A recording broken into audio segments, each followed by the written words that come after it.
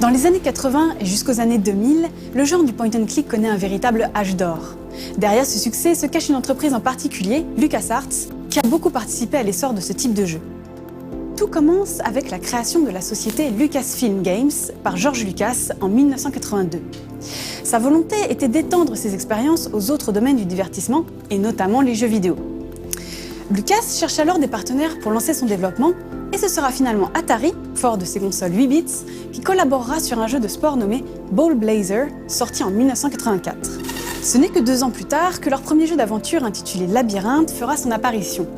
Pour autant, il s'agit là d'une adaptation d'un film de fantasy, et ce sera le seul jeu édité par Activision et non Lucasfilm Games lui-même. Sans doute était-il alors question de tester le genre. Le fait est qu'en 1987 sort Maniac Mansion.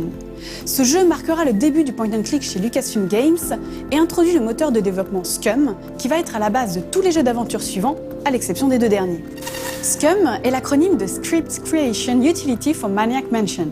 Le système est basé sur une relation entre des mots et des objets. Cela offre beaucoup de possibilités narratives, ce qui a garanti sa longévité.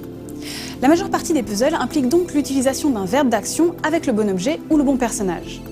On notera que les développeurs se sont amusés à mettre des références au moteur Scum dans le jeu en lui-même, car à un moment, il est fait référence à un groupe de punk nommé Razor and the Scummets. En 1989, Lucasfilm Games profite de sa compagnie mère pour faire une autre adaptation cinématographique, celle de Indiana Jones et la dernière croisade cette fois. Mais finalement, c'est la seconde vague, celle entre 1990 et 2000, qui va connaître le plus de succès, au point que la majorité des titres auront été réédités des années plus tard. Cela commence en 1990. Lucasfilm Games devient LucasArts et la série des Monkey Island voit le jour, créée par Ron Gilbert, Dave Grossman et Tim Schafer. S'en suivra en 1993 Day of the Tentacle, qui est en fait la suite de Maniac Mansion, et Sam & Max Hit the Road.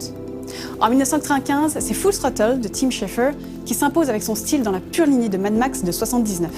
Le point culminant de LucasArts sera Grim Fandango, dernière contribution de Tim Schafer, avant que l'entreprise ne s'engouffre dans une spirale infernale de projets annulés. Aujourd'hui, son héritage se retrouve dans Telltale Games, créé par d'anciens employés, et Double Fine, créé par Tim Schafer. Leurs succès respectifs nous garantissant que nous avons encore de belles expériences interactives à découvrir.